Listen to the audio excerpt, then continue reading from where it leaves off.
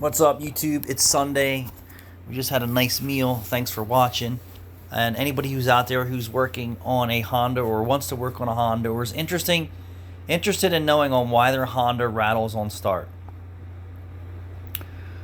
Rattling on start is typically from lack of maintenance and early oil change intervals, so on and so forth.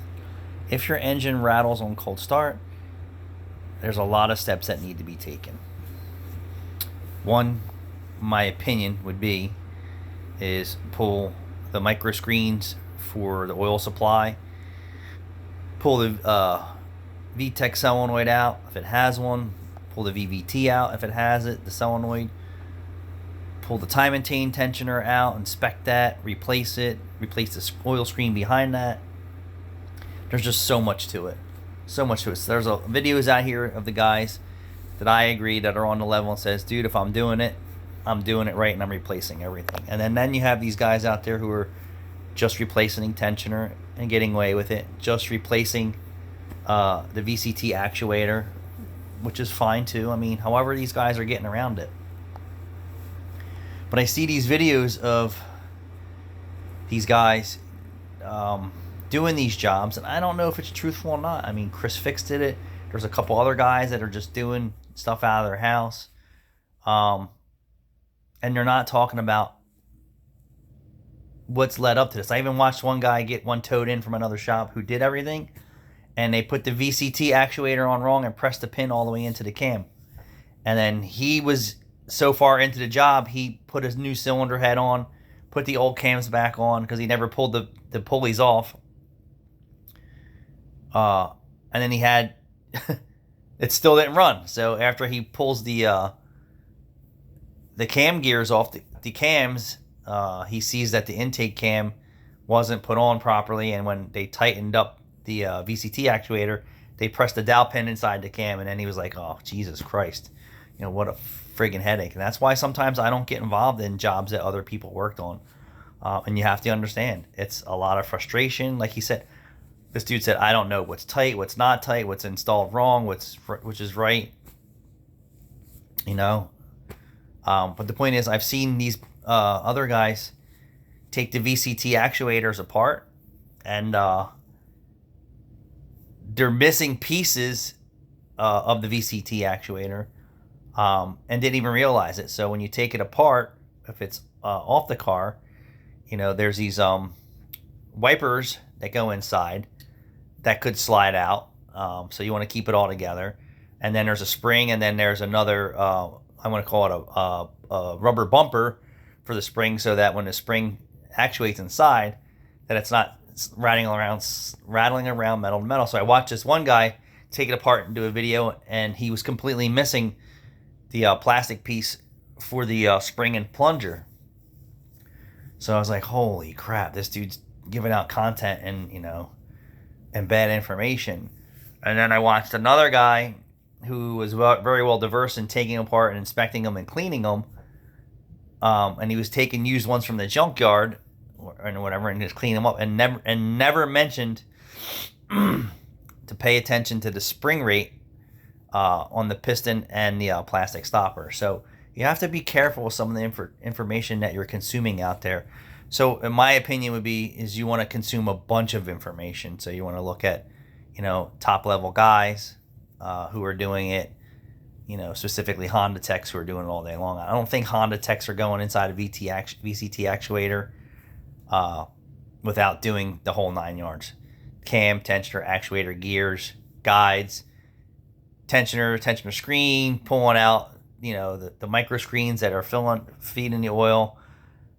There is a lot to this, and I'm going to tell you, it's all from not maintaining these cars properly. I'd like to know if anyone out there who's not a technician, or maybe you are a technician, you drive a Honda, and you have the newer style engine without any internal engine issues from lack of changing your oil. And I mean 3,000 to 5,000 miles with full synthetic. And like clockwork, you never missed a 5,000 mile one, if you pushed it. I would bet to say that they don't burn oil, and they're not going to have time and chain problems. At as early as 60,000 miles, I've heard these motors rattle.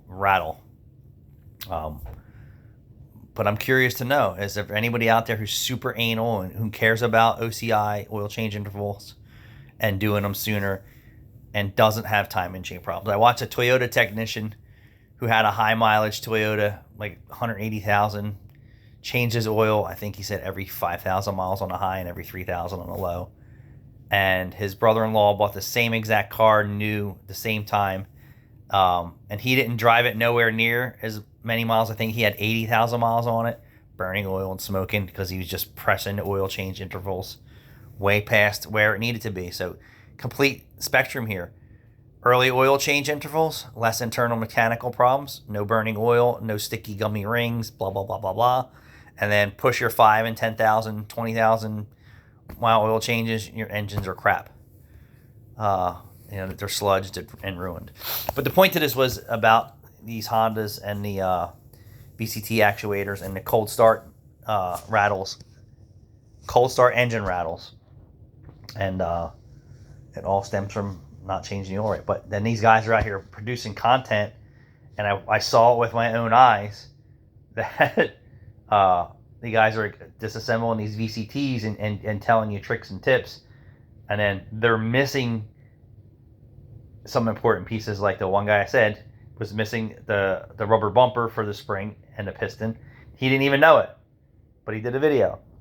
And then I watched another guy do it in his garage, and he did a very good job, and he cleaned it, inspected it, but never even mentioned about the spring tension on the VCT spring and piston and bumper. From what it looked like to me, that the bumper was well above I'm going to basically call it, it's almost like an oil pump. But it's not, because it doesn't rotate all the way. It's oil pressure is pushing it.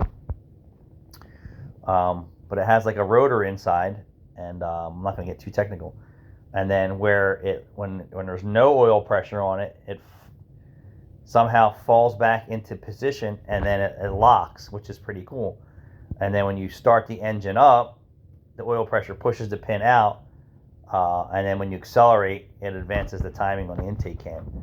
Pretty super cool design. But since, I guess, because maybe he missed that information, that the bumper was above the I'm gonna call it, I guess it's the rotor housing inside, and maybe he just forgot to mention, hey, make sure that you don't lose this plastic piece. Make sure this plastic piece is there.